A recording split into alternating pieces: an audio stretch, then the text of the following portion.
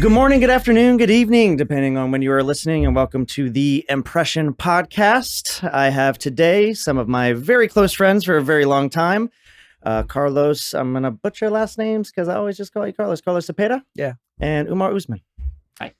Guys, would you mind starting off telling us a little bit about yourselves, where you've been, what you're doing now, where you're going, as far as what we got going on? Carlos? Go ahead. Cool. So where I've been, man. Besides everywhere.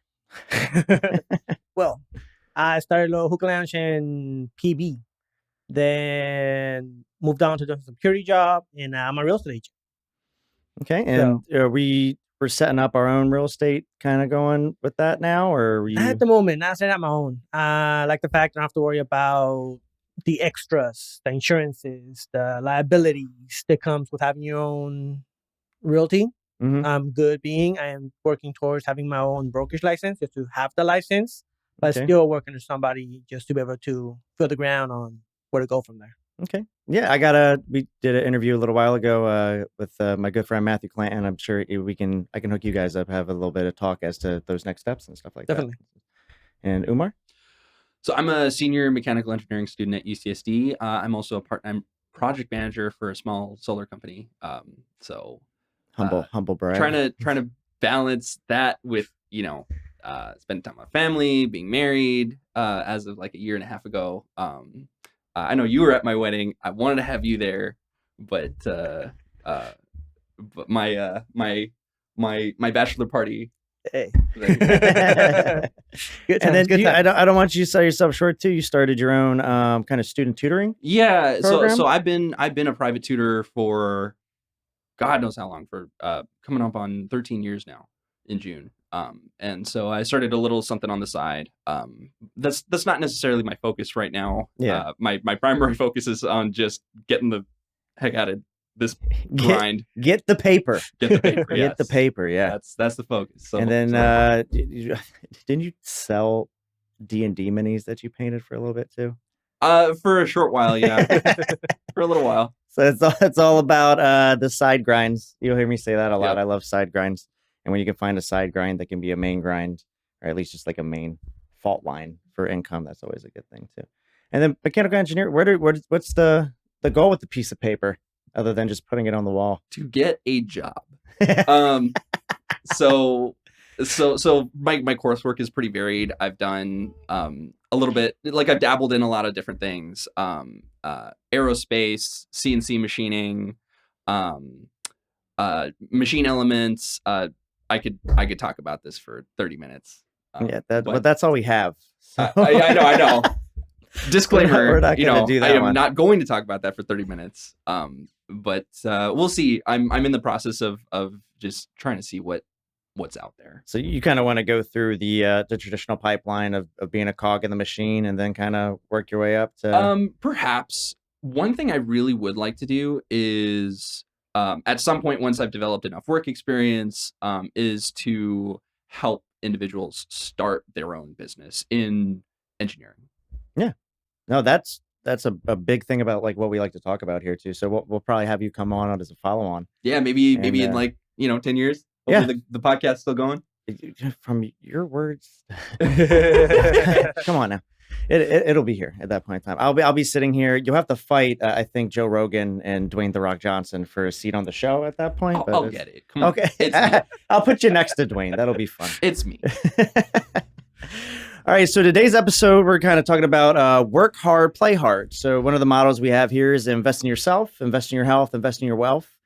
We've talked a lot previously about the wealth side. I've had me and my co-host Ryan discuss a little bit about the health things kind of going through and the business aspects in the health world.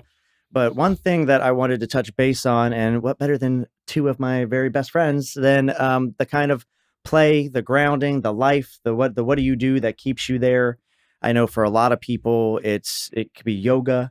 It could be meditation. I know we've had some conversations about different type of meditation strategies we have going on. But starting it off, when you're going through the daily grind and everything and that hustle, whether it's school or, in and out of work, what grounds you? What kind of keeps you from getting burnt out? So Definitely mindfulness. So I have ADHD, and I was diagnosed about 10 years ago. I think I do too. I'm self-diagnosed at this point. I've I been need to telling go you. speak to somebody. I've been telling you to go actually talk to someone who can shed some light on that. I But have gotten distracted on the way. It's well, for ADHD, it's a lot of you're kind of being pulled in different directions, and so being able to not necessarily focus on all of those things at once, center yourself, and pick a direction initially to go in is can be a struggle. And so that's one of the things that I try to do when I encounter that.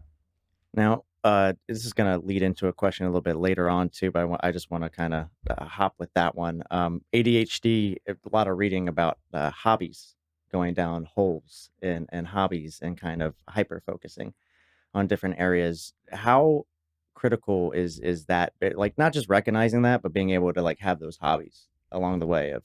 So it's all a matter of balance. That you can't throw yourself into work, and I'm the last person to tell you that because I overwork myself way too much sometimes. But you have to have that balance. Yeah. So so I'm in a D&D campaign right now as a player for the first time Dungeons in and years. Dragons for the Yes, uninitiated. yes, Dungeons and Dragons. I don't think we even really need to qualify that anymore. I think enough people have seen Stranger Things. I've seen enough memes where people are like, "Oh, they didn't mean Dungeons and Dragons. It was something." But anyway, so I make a point that at least like every other week I'm able to play in my campaign. So that's my thing, that like when that time comes, the world stops and I'm in that. And that's very, very restorative for me. Yeah. So mindfulness and being able to kind of focus and pick and objectively decide that this is something, setting apart that time. Yeah. Not to say that's easy. That's one of the most difficult things for me to do, but you have to make that prioritization. Cool. And then Carlos, what about you? Meditation, man. Honestly, it's brought me a long way. I come from just not being able to sleep, not being able to process my thoughts properly, and just kind of having everything go everywhere. I don't think I have ADHD, but I know that my mind wanders through a lot of different holes, and just one thought goes to another. The next thing you know, it's like 10 miles on the road. Like, wait, how did I just get here? Like, oh yeah, 30 minutes of just thinking nonstop, took me here. So I know meditation, going down to the beach and just hearing the waves crash, just sitting there for a minute, actually doing nothing, like put the phone down, put just everything aside, turn it off for a second. I love doing that back when I lived in Pacific Beach, Yeah. just being able to like walk down there and just stare into nothing. Well, back when we were back there hanging out when we first met, one of the best things was 2, 3 in the morning, just walk those 4 blocks down to the beach. Yes, sir. Sit there and just That do PB nothing. life. Heck yeah. Take me back.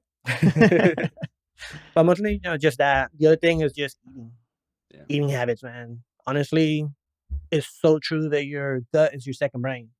A lot of people say it's your first because realistically everything goes through there. And that just kind of keeps a good balance of what your body does. I wish I actually had $1 over the past week for every time I've said I'm hungry.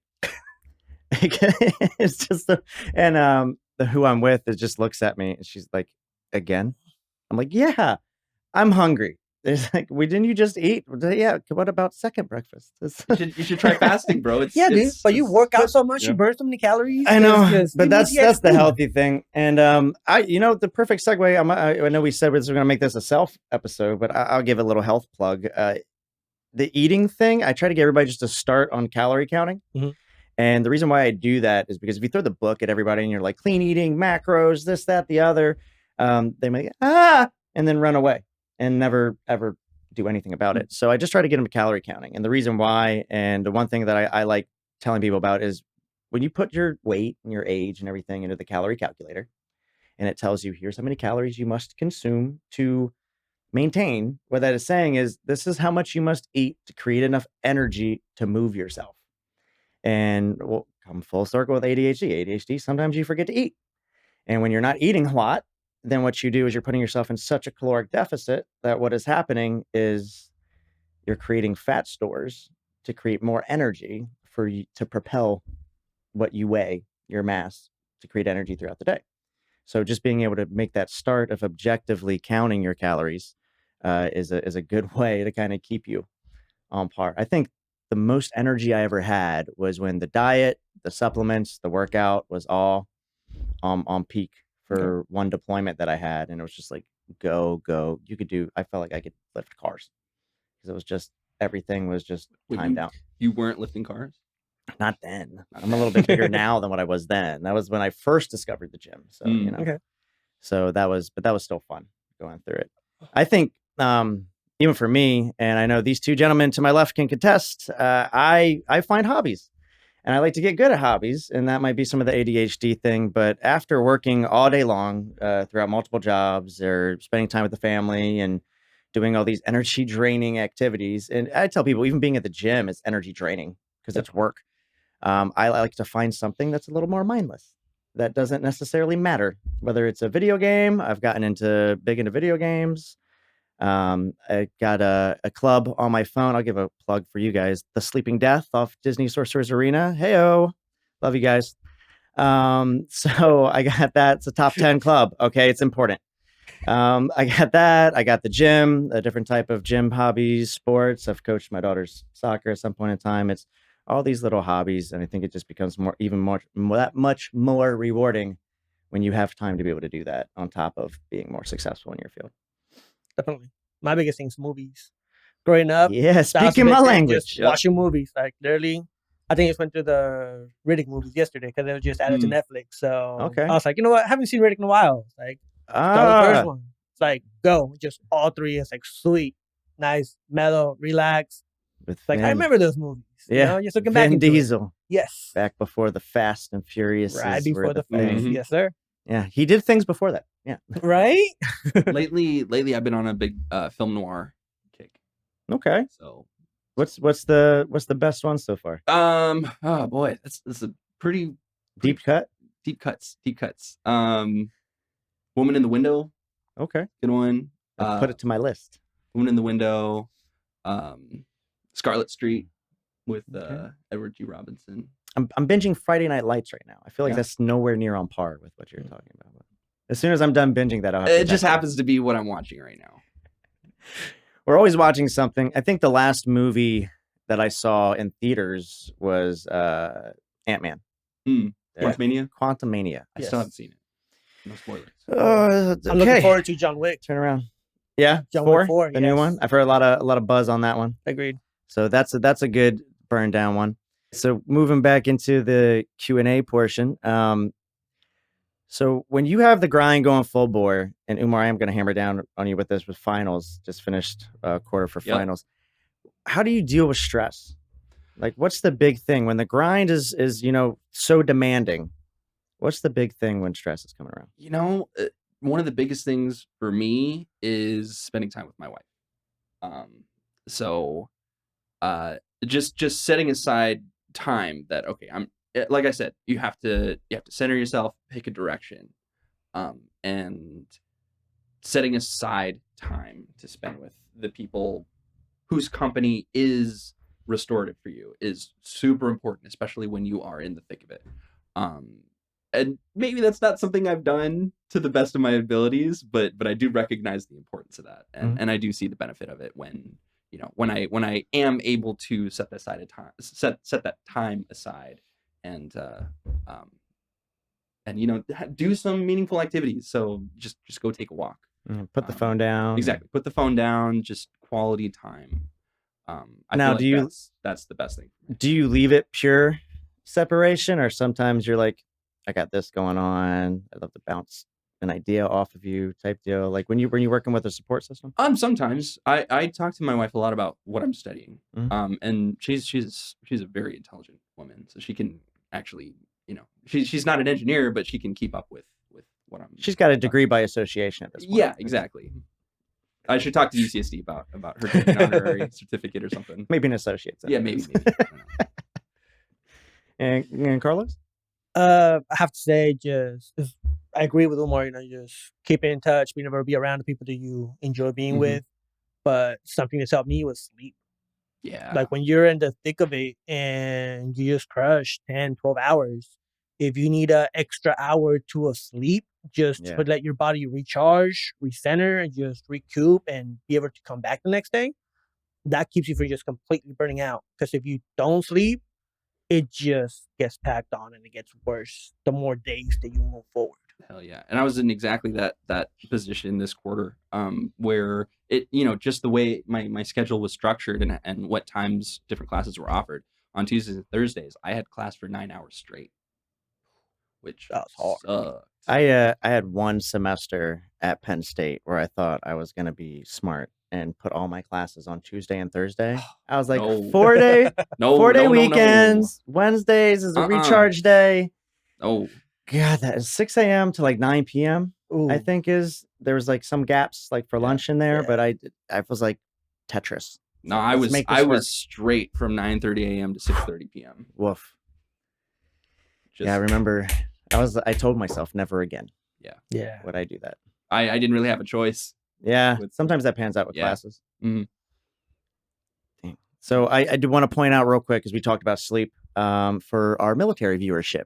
Sleep. You don't have to run off of, that low charge. And I've said it personally. I average 4 hours of sleep on a deployment and got all the things done. Sometimes you don't have time to sleep. I'm used to lack of sleep. Sleep is for the weak. Something else though. But that's a And- military mindset. An hour and a so- half of sleep will get you a long way through the middle of the day. Oh yeah. Mhm. That's all you need. That That's- one cycle go through an Yeah. hour and a half. What is it? One cycle gets you right before stage 3. Correct. Which is about an hour and a Yeah. half. I used to teach sleep for the Navy Hey. when they wanted to try to add circadian rhythm. there was a class, and we would teach sleep just to kind of get away from that stigma. Yeah. So that's why I'm reiterating it for the military people. You don't have to still believe in that, especially when you're shoreside. Sleep is okay, and when you go into the civilian world, sleep is okay, especially if it helps you recharge. Definitely. So transitions, with the whole stressful, we've talked about, Carlos, you've had a couple different jobs that I've kind of walked through. We're looking at, adding the brokerage thing, Umar getting the degree and moving forward. I'm sure we all have had several transitions throughout our lives, but how do you handle when a transitive phase is coming up? Like, what's most important to you going through that? I think what I've learned is being okay with being wrong, being okay with messing up, being okay that, you're going to mess up. Somebody's going to come and say, hey, that was wrong. What I've learned is just cool. Thanks for pointing it out. I messed up. Let's move forward. Because if you just stay there and dwell on, oh, I messed up or I don't want to mess up, I think that's the biggest setback. Because you don't take the next step. You don't move forward. Mhm. Now, did you grab that mindset from watching others not take ownership?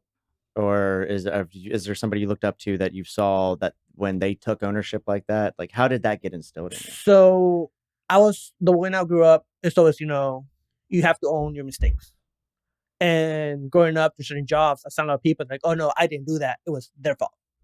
When I've had people under me that became in a managing position, be like, cool, if any of you guys mess up, you come to me, I take the fault. I messed up because you guys are under me. So it's my responsibility to be on top of everything and be responsible for everything. You took it as a personal, like you didn't train them. Correct. Yeah. Even if whether I train you or not, it's like, cool, I need you to be straight with me because if somebody above me comes and talks to me, I need to be able to tell them exactly what went wrong. You won't get in trouble, but we need to fix it, nip it in the butt, and move forward. So finding the wrong turns Correct. in a transitional period and being able to say, yeah, that was a wrong turn. Correct. Siri, please turn me back to. And that has helped me just kind of moving forward and say, all right, this isn't right. Setback. Where was I? Cool. New direction. Let's go. I like that. Yeah. Umar?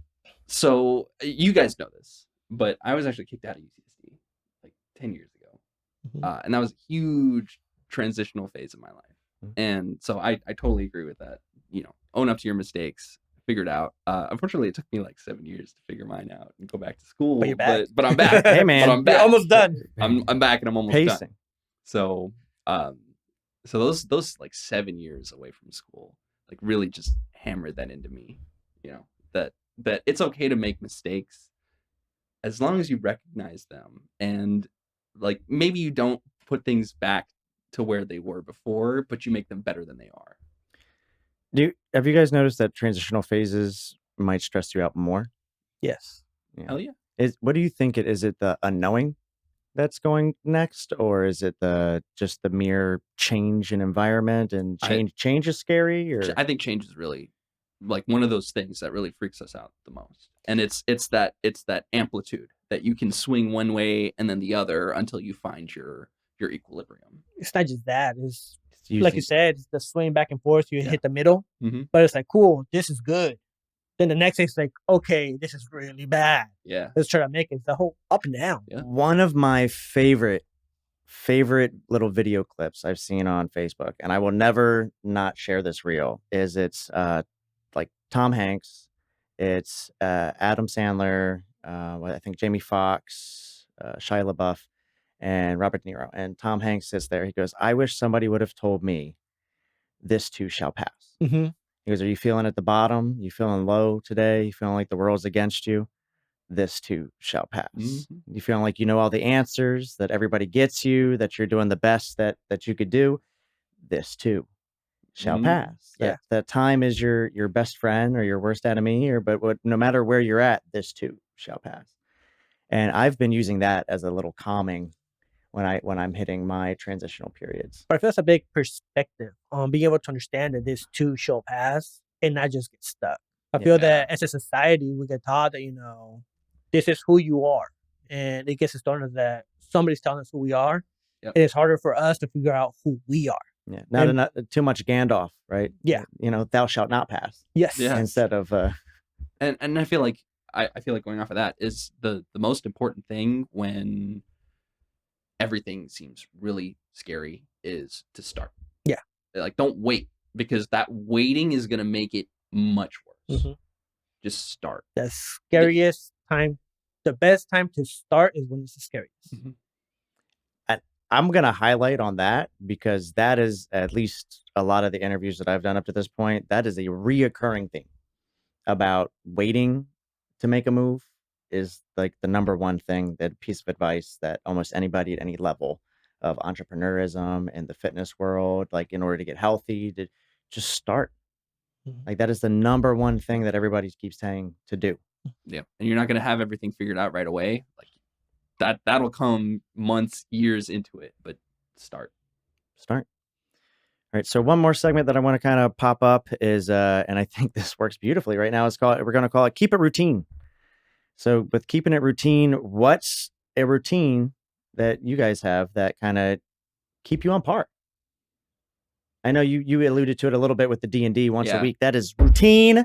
Nobody's taking away my dungeons or my dragons. Unfortunately, I did skip it last week right before finals. You can't. I just said keep it routine. You can't. Way to ruin the segment. Keep it routine most of the time is now the new name of the segment. And keep it real. But it's going to happen, though. Keep It's it real. going to happen. Keep it Like, real. all routines will have that 1 or 2 days for, like, you know what? Something came up. Yeah. What makes a routine? That you come back next week. And do it again. Exactly. That's sets the routine, because those. So what's your most important one right now? Right now, if you had to drop it, what is it? 6 a.m. I have warm water with lemon and baking soda. I did not see that coming. And that's cool. So what's the purpose of the baking soda and the lemon? It sets my stomach up, the immune system, and just helps. Oh, you're doing that clean flush. Yes. Throughout the day. Early in the morning. And then just trying to have 2 liters of water a day. That's why 2? Why 2? Because one has been too little, and maybe too much. Mr. Engineer, math me real quick. 2 liters. 2 liters. How many ounces? I don't fucking know. I was hoping you're the one that's getting the Okay. I'm used to men 126 ounces, about a gallon, just shy of a gallon is the recommended. So the gallon is 3.8. I'm drinking 2, so about half of that. Okay. Half a gallon. So I mean, in the words of Matthew McConaughey, those are rookie numbers. Thank you. We got to bump those numbers up. And so for me, this is from Professor Huberman, if you guys are familiar with him. I am not. So you can look it up. His stuff is great. But first thing in the morning, I go outside and I spend some time in the sun, get some sun directly in my eyes. Vitamin D, and it triggers your body to like relinquish its built up stores of cortisol. Oh, I'm sorry. You're getting vitamin D and you're drinking makeshift Sunny D, and that's there you go. That's what we got. Okay. But yeah, getting rid of that initial store of cortisol that you have in your system, it helps set your circadian rhythm, and it's like my favorite way to start the day, because I'm a creature of the sun. That's why they talk about those sunlight alarms, right? Yes. That kind of brighten your day up to help you, no matter when you're waking Yeah. up, whether it's still dark out or whatnot, but it gets your body out of the Yeah, but circadian nothing beats actual sunlight. sunlight, which is why Corona was bad. Yes. Yeah, no more sunlight. I agree with that. But yeah, All right. and just a quick qualifier to put it in perspective. That session I missed last week was the first one in like 10 months. Are you still DMing or Occasionally? so what are you playing as right now? Take a little Player. side So I'm a right now I am a Monk 5 Cleric 1 Way of the Shadow or Way of the Long Death Monk Grave Cleric. So I still need to get my character into something again. It's been a while. I play as a rock gnome sorcerer named Doug. His last name is It Deep. That's his name, Doug It Deep. There you go. I've never played. And we need to fix that. We need to fix that. I've been telling you guys for years, like let's get a game going. All right, and then the very last thing I kind of want to go over is a little bit of piece of motivation for the audience. If you could speak to younger yous or younger kids today that are kind of wanting to go through and be you now today, how would you tell them to manage it? How would you tell them to manage their downtime? Because you remember us at that age, it might have been a lot more on the downtime side than it was on the focus side. And so what would you give them? My biggest thing would be just follow your gut. Like if you say you want to do something, no matter what anybody says, just follow your gut. Definitely. What was my motto back then, Carlos? I remember. Refresh my memory. Ray does what Ray wants. There you go. And that's true though. Like that's the best way to go through it, because if you start listening to other people, they don't know what you know, Mm-hmm. and it just never ends up being the best thing for you. So follow your gut. My advice, especially to my younger self, would be to remember why you're doing things. Remember Keep the that whys. in mind.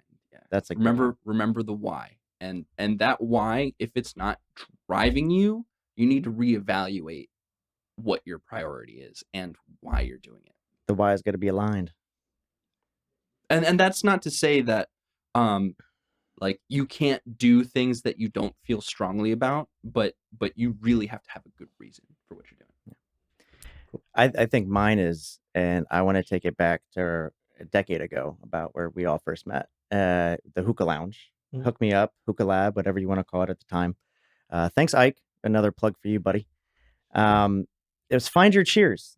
Out of all the TV shows that I've seen, Cheers, not only did it change, cinema and sitcoms for forever, but finding that, finding that place where you belong and having that at the end of the day and being able to like walk into the Hookah Lounge and, call Carlos, where are you? You're supposed to open. I'm sitting here waiting. I want to make my hookah. And then helping you set up the place, even though I didn't work there. No. And then having, Umar, Jan. We miss you, Jan. Wish you were here Jan. on the Where episode. are you, Jan? Jan and everybody else, Sonny. Having them just come in and having that family environment, and you could even talk like you guys had no idea what the hell I was talking about with the Navy, but you'd be like, that sucks. I'd be like, yeah, it does. Thank you, or whatever else we were talking about at the time. But at the end of the day, I feel that something we've said before, between our conversations, is we were there when we were supposed to be there, and everybody kind of fed off each other, and everybody was in the same wave, and everybody, these people I've talked to, it's like moved on and are doing better. Yeah. 10 years later, we're 10 years later, exactly. We're still here talking. Yeah. So I want to thank you, gentlemen, for coming, being a part of the podcast. I, of course, thoroughly enjoyed having you all here, making the right impression for going forward. And I'd like to thank, our sponsors, Icon Industries. Thank you, Zavi Exclusives, Zavi Suede. Thank you, gentlemen, both for helping set up everything here, and look forward to Umar 10 years from now having you back sit next to Dwayne The Rock Johnson. I'll make him look small at that point. Hey, I'll train you. I'll train you. That's your man. That's your man. Hell yeah. All right, guys. Thank you. Awesome. Thank you very much.